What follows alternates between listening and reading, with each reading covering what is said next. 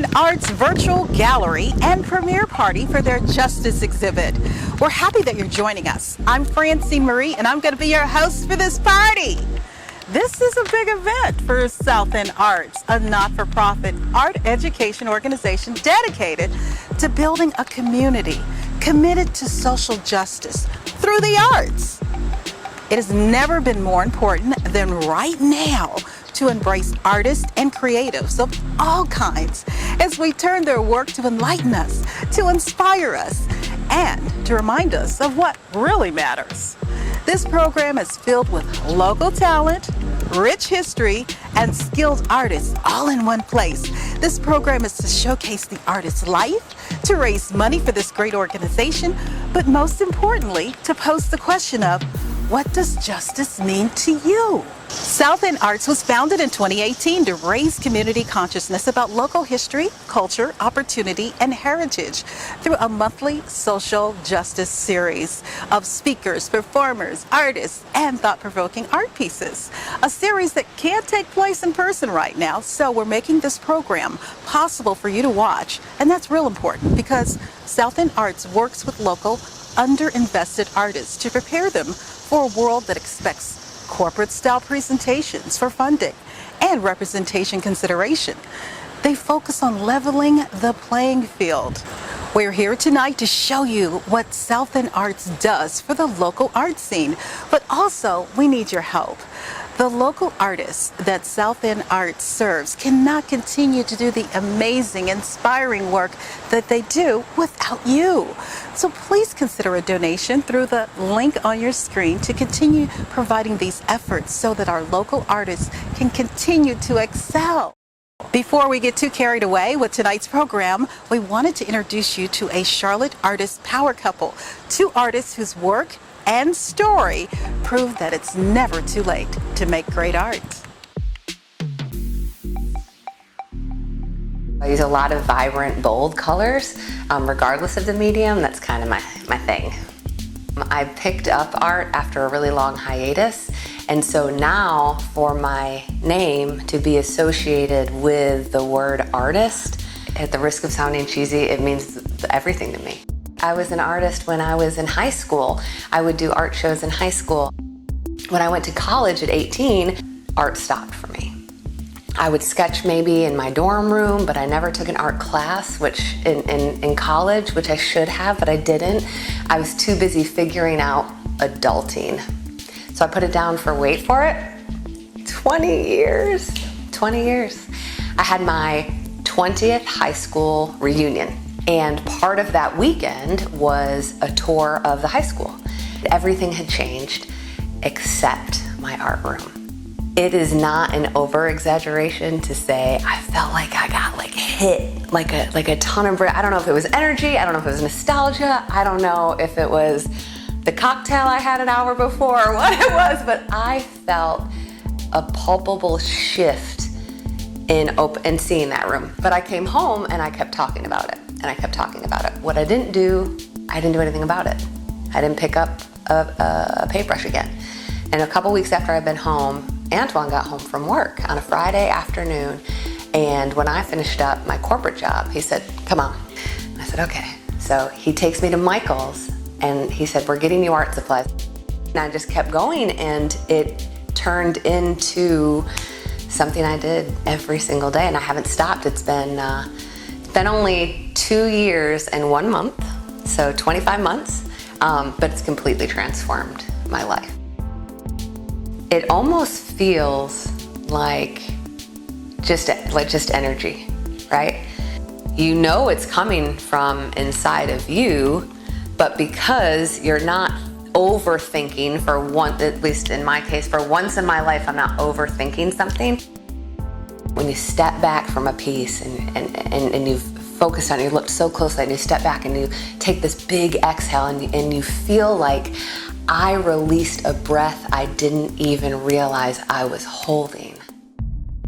There are very personal examples that stem from certain family members on both of our sides having initial reactions that were really quite negative, and that being a hard pill to swallow in 2010 when we started dating.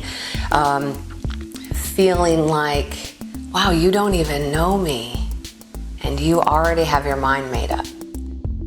And then I went down the rabbit hole of, wow, this may be the first time I have been consciously aware or impacted personally that I can remember feeling so heavily, like a punch in the stomach. And then on my side of the family, there were people that were not having it. We're not having it. But we kind of thought, well, we don't live kind of with them. We live in a city, we live in Charlotte. Charlotte we're full of movers and shakers, right? We're the 4th fastest growing city in the continental United States. Like, no big deal. We went to lunch one day, and this waitress looks at us, and she said, separate checks. These are very small examples, but my husband, every day as a Black man, walks through a completely different world than I do. And being in an interracial relationship is not for the weak or the faint of heart, because other people have plenty to say, still in 2020. How do I take this inspiration and this feeling and run with it in my life? How do I be a voice for change, a force for good, an energy that attracts people who want to but maybe never knew how to get involved in things that are bigger than themselves? That's why you work hard. That's why you save, so you can help organizations that can then be the hands and feet, right? We don't have unlimited hours in a day. Most of us have to work. There are people raising children. There are people with all sorts of pulls on their time, but they want to do something. SouthEnd ARTS is a way for them to contribute to that's something that's so much bigger than themselves. Please try to tell me with a straight face that art is important after you've been stuck in your house for 6 months without anything else. Art's really important. That's it. That's my soapbox, man. I mean, I believe it so wholeheartedly. Art, as you know, comes in all forms, all shapes and sizes, and it can stimulate all 5 senses. It can leave you breathless with wonder, tingling with delight, and moved to tears. Our next performer is an artist and a bit of a magician, weaving magical rhythms using nothing but polished steel and 2 tiny hammers. Please welcome and enjoy Nate Brown's Rhythm of Soul right here in the shadow of Uptown Charlotte.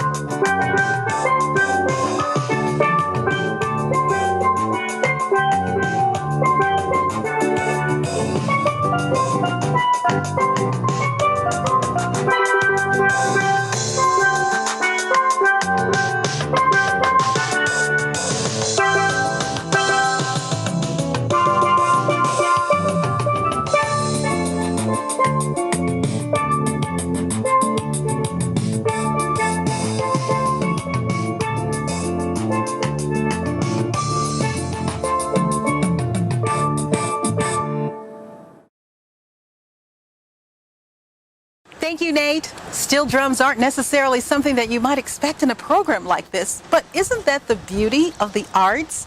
The unexpected? Well, we don't have to tell you how difficult 2020 has been for all of us. It's in the headlines each and every day. Well, when you need a diversion, where do you turn? When you need to be inspired, where do you look?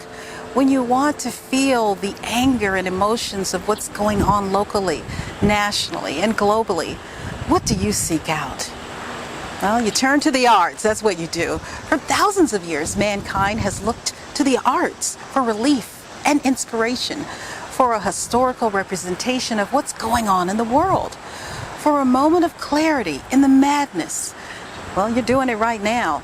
And Charlotte's artists need your help. If you have gone looking for a distraction this year, for solace from the chaos, well, this is the moment of understanding and empowerment, and found in the work of the artists. So please consider making a donation right now. The link on your screen. Do it. Do it for the artists. Your contribution to SouthEnd ARTS will enable us to help local artists thrive in the most challenging times.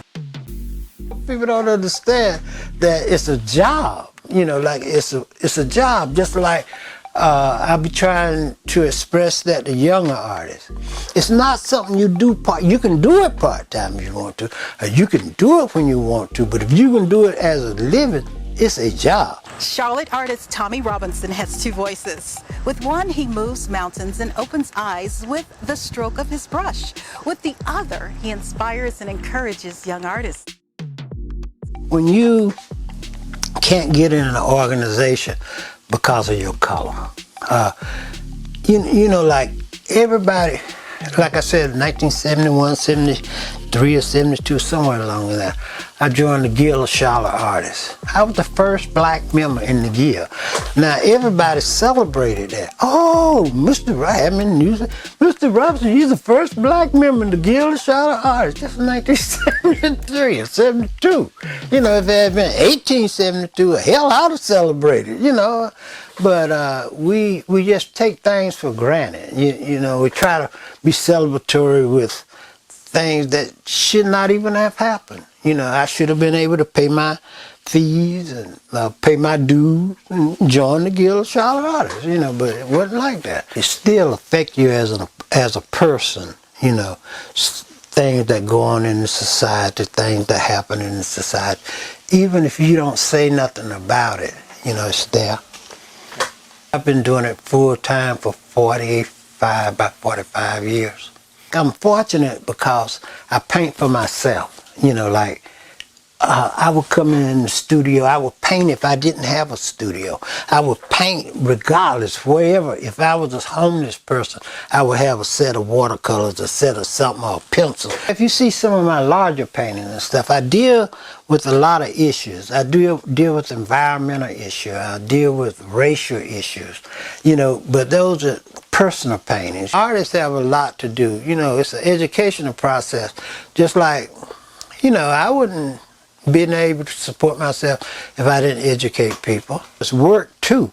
And what I try to tell young artists, you know, you may have the desire. That's what a talent. God gave you a talent because he gave you a brain. Now what you do with it, that's your business. I think people now, younger people, they're more interested in what is just, what is justice. You know, I'm not going to judge him because he's a certain color. I'm not going to judge him because he doesn't have blonde hair. I'm not going to judge him or her because she got an afro. And I think we just should respect people for wherever they are, you know, whatever position they have in life, if you respect them. I just think it's a lack of opportunity that's killing us. You know, so if I ever get in position, I give everybody the opportunity. Charlotte want to be an art city, but they don't support the arts like they should. Just like, for instance, in other cities, you have cheap studio spaces, you know, where, because the artist is constantly looking for somewhere to work. But we used to have all kind of festivals, art festivals and stuff, and now we don't. Like, when I talk to people, they think it's something that you do part-time, or, you know, they don't realize the value of art. You know, and so they don't support it. You know, they don't realize the value of it. You see someone say, I'm an artist, and you like their work. And I tell you something else too, artists will deal with you because they want you to have their work. You know, like most people make the mistake.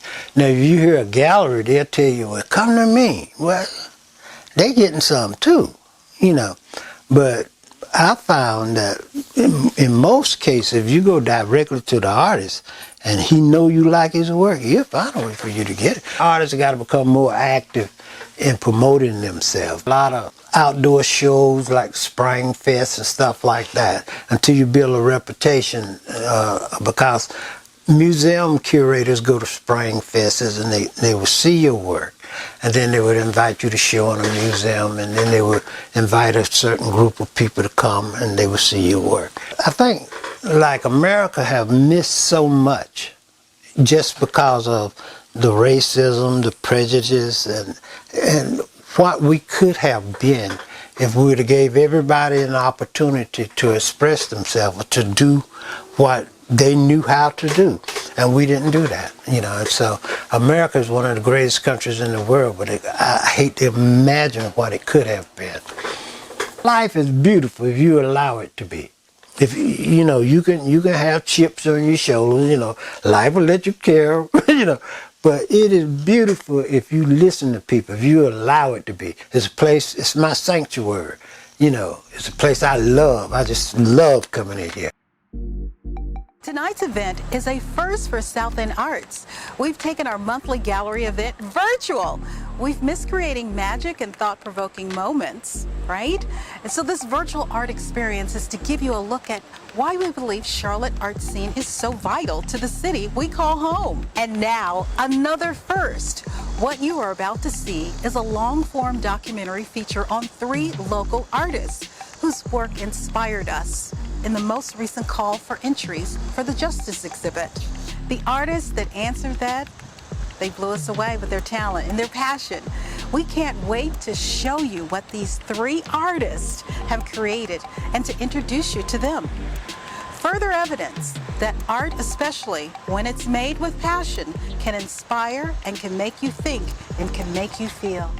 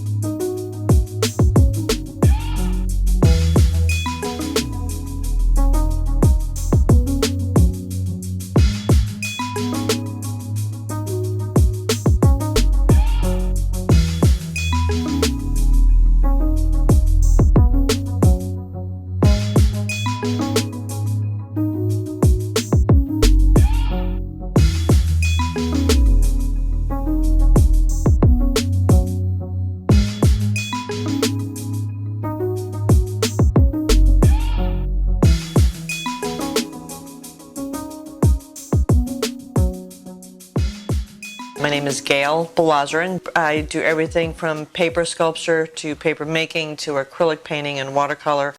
Most of what I make out of is other people's garbage. My husband's in construction. He knows not to throw anything away before checking with me. I've been doing this since I was 6 years old. I'll come up with an idea. I'll wake up at 3 o'clock in the morning. My husband has learned to, pay attention to where I am. At one point he said he's afraid to fall asleep because he might wake up painted. But I just have to create, and that's what the heart of most artists is. It just comes from an internal place. I take my art seriously, but my art isn't always serious. I do fun, playful, colorful things, but then I also do a lot of political, environmental work. It's just a message that I need to get out.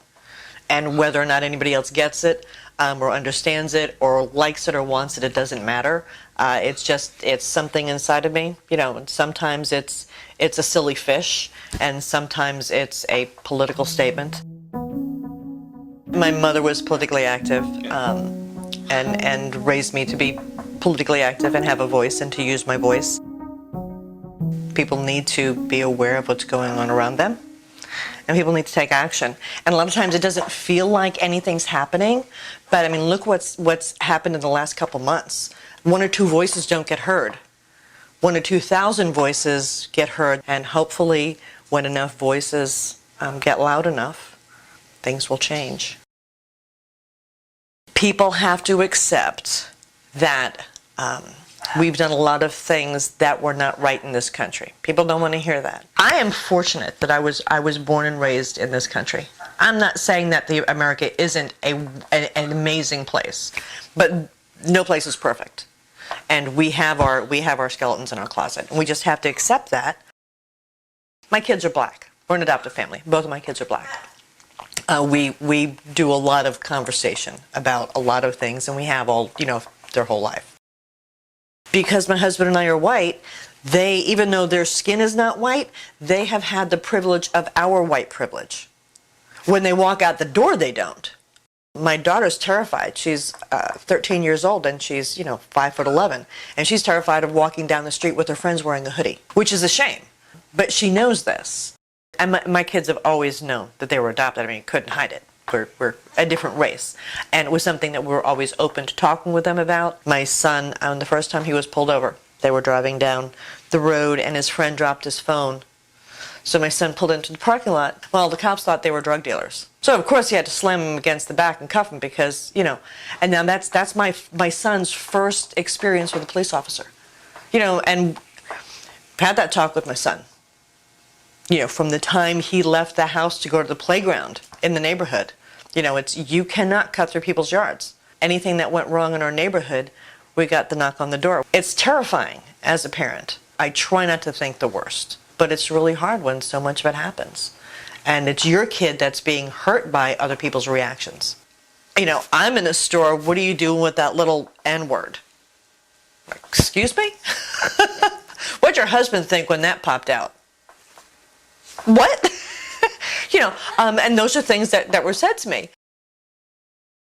I can't explain to you exactly what it feels like, and I can't expect you to know what I feel like when my kids leave the house. Just like I don't know what it's like to be a black woman having her children leave the house because she has lived the same life that her children are living. I don't understand why, God, I don't understand why we just can't be decent people. It's not that hard.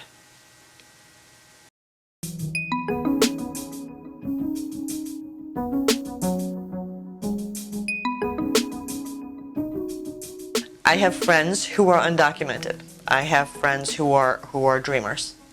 No parent would walk with their children for 3 months for no reason. So these families, these parents, they're trying desperately to get a better life for their child because that's all any of us want. Not to live in mansions, but to be safe, have a roof over your head, have food. Just basic human rights. They come to the border and they're separated from their children. Their children are thrown in cages. They're still there. And I'm watching this and I'm seeing it and I'm crying over it. And so there's only so much that we as people can do to stop things. I took pictures that I had of my kids and I did them in silhouette. And it's like that's the other side of the fence. All those people wanted for their children were to be on the other side of the fence so that they could play and have fun and be children and grow up and live. It helps me get an emotion out. It helps me get something inside of me out. Hopefully other people see it and they'll either agree with it and understand it immediately, or they won't agree with it and maybe it can lead to a conversation. Not a yelling at, calling each other names, a conversation. And unfortunately, these days, it's very difficult to have conversations. Maybe it will make somebody think, you know what, next time there's a petition or a protest or something, maybe if I got involved, it would help. You just have to believe it.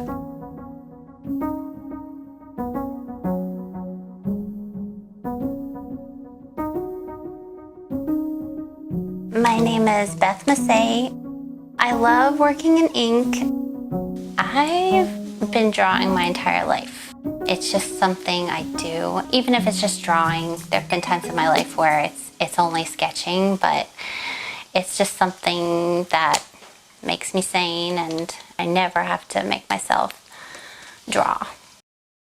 I just love observing people and trying to catch them. My work is totally people-centric.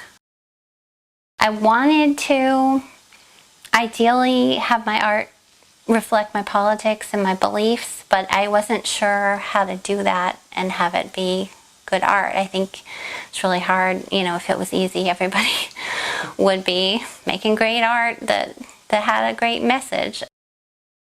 So for a while I was doing portraits of people I admired, or portraits of people who were struggling, or memorials to people who had been killed. I just want to do something that makes me feel better, and I started becoming addicted to that. I mean, so that's where I started doing the ink figures. People dancing naked in the woods type thing, like just happy place, happy place.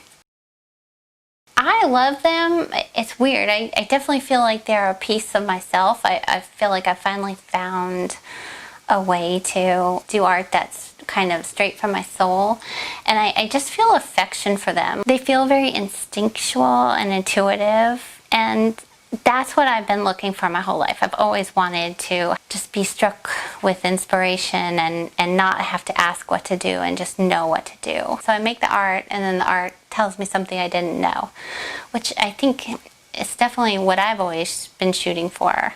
So I'm really happy to be in that place right now.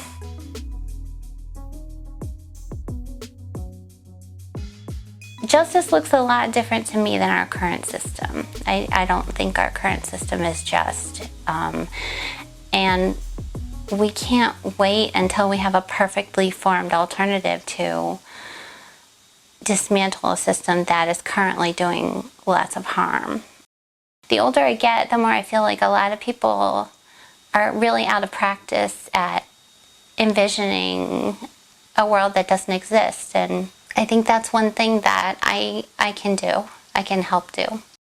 We have a ton of division in this country, but if you talk to somebody, I'm on the left side, but I will talk to a mom who's on the right, and it's like so many of our values are the same, so there's this weird missing piece, and it's like we both think we're the good guys, and we both tend to paint the other person as the bad guy, and like, how is that even happening? I'm fundamentally very optimistic. I just feel like we as humanity are ready to take the next step to something better. And we're aching to get to a better place where we're not stepping over homeless people and people go bankrupt because they have an accident or they get sick. I think we can have something better, and if we all get on board with it, I just don't think we're that far away. Feels like we're far away, but I don't think we are. I'm comfortable not having all the answers, because no one person has to have all the answers. But we do have to learn how to work together and, you know, start brainstorming and see where it goes.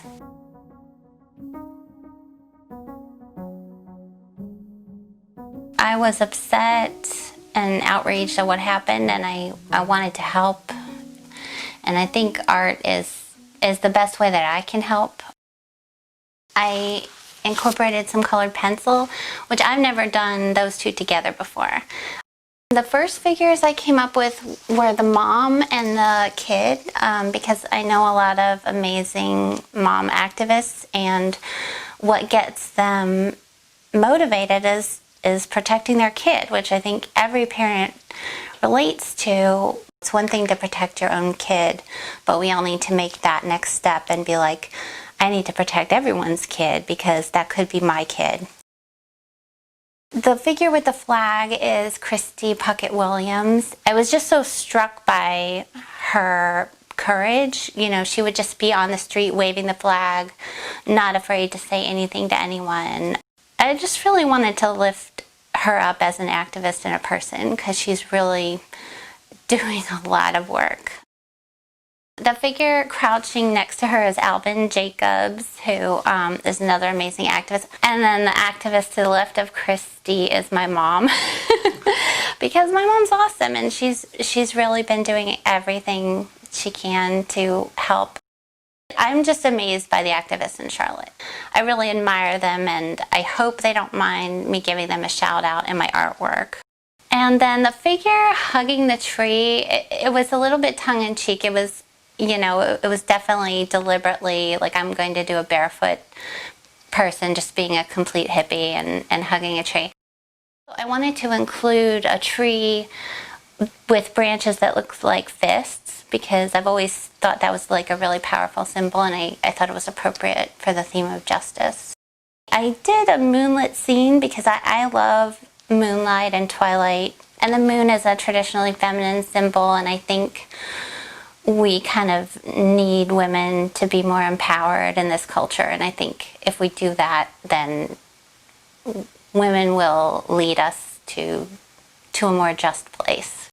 I love doing silhouettes with rainbow shadows. It's definitely a shout out to Pride, and the tents in the background are jail support.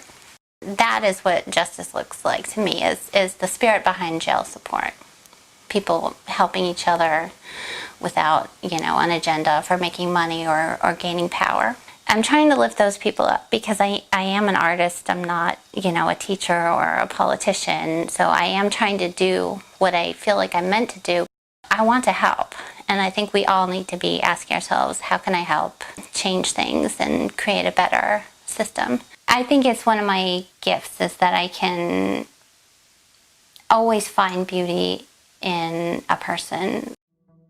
I am trying to use what I feel like is my gift because there's a lot of things that I'm not good at, and so maybe this is a way I can help.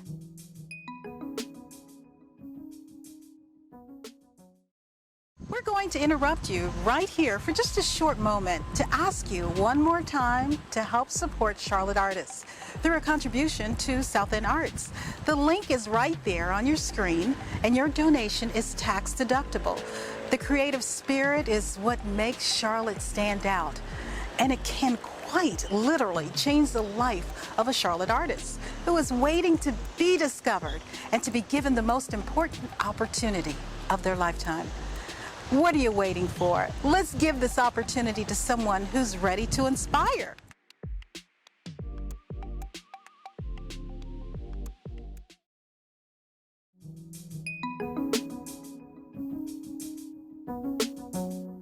My name is Joanna Henry. So I primarily work in acrylic and oil paint and ceramics as well. My mom found it in the garage, but I'm pretty sure it was probably like maybe kindergarten or first grade that I did that. And it kind of came full fruition. I took an AP art class in high school, and it kind of just flew off from there. It's just a way for me to express the ideas I have running around in my head. Art is it's like a safe place for everybody. You can kind of be whoever you want to be and do whatever you want to do. I like to think of myself like left brain, right brain, but when it comes to medium wise, so like painting is right brain, ceramics is left brain. So whatever day it is, or if I'm in a certain mood, I'm like, okay, I'm turning off painting today, I'm gonna go do ceramics, or if I'm turning off ceramics, I'm gonna do painting. So somehow, to me, it all just makes sense, and it all intermingles together. So it's not like I feel more at home in one certain medium. I would say, yeah, I do look at things differently. There's a lot that goes into just existing and seeing things rather than just one way of looking at it. At least for an artist anyway. When I was younger, I was always like one of 2 or 3 black kids in the class.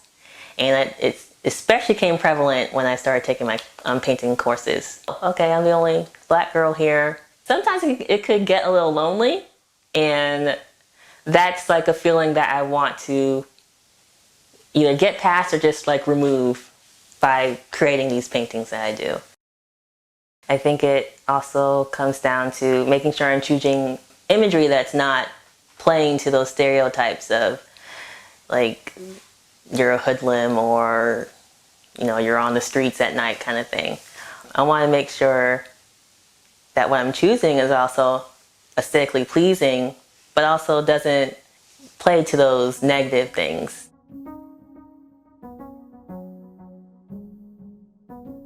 For me, it's being fair, no matter what the situation is, and then also people being okay with the outcome.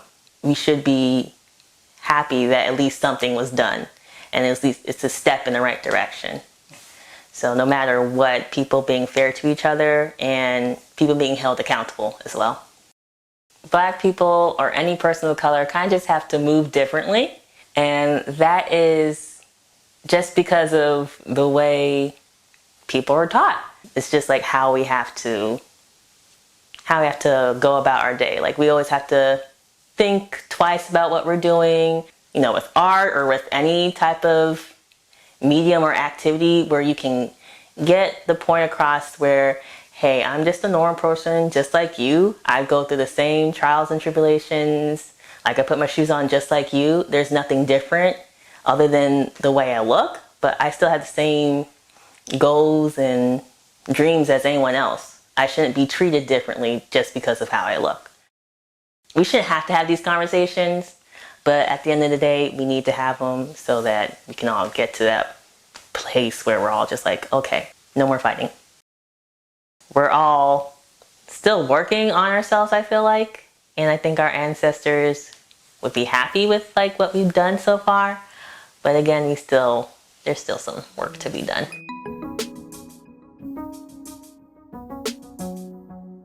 I really wanted to do something almost like a safe place for like people just like to focus in and just see like the beauty of these three little Black boys who aren't doing anything. They're just harmless, just having fun with each other, just in a conversation, and with their backs facing the audience rather than with their faces towards them.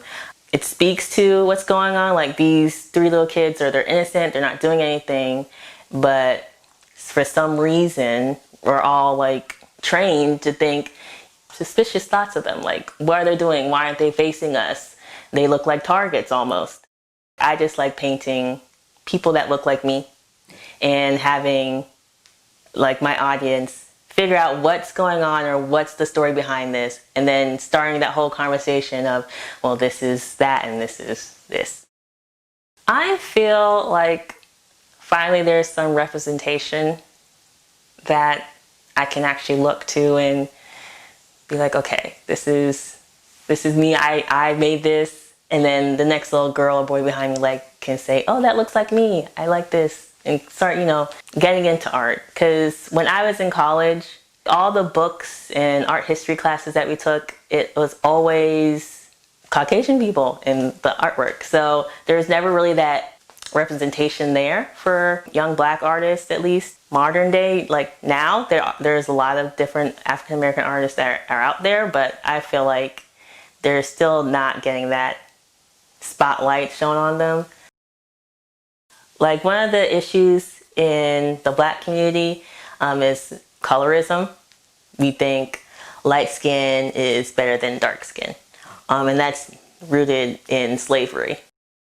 So my idea, and it's really throughout all of my work, I like to paint darker skin tones or mid skin tones. I just want to get that narrative across where your skin, however dark it is just as beautiful as anyone with light skin. Yeah, like, we're all here for a purpose, and at the time that we're here, it's like our job and our duty to do that. So if you find your passion, then I say go full-fledged and go into it.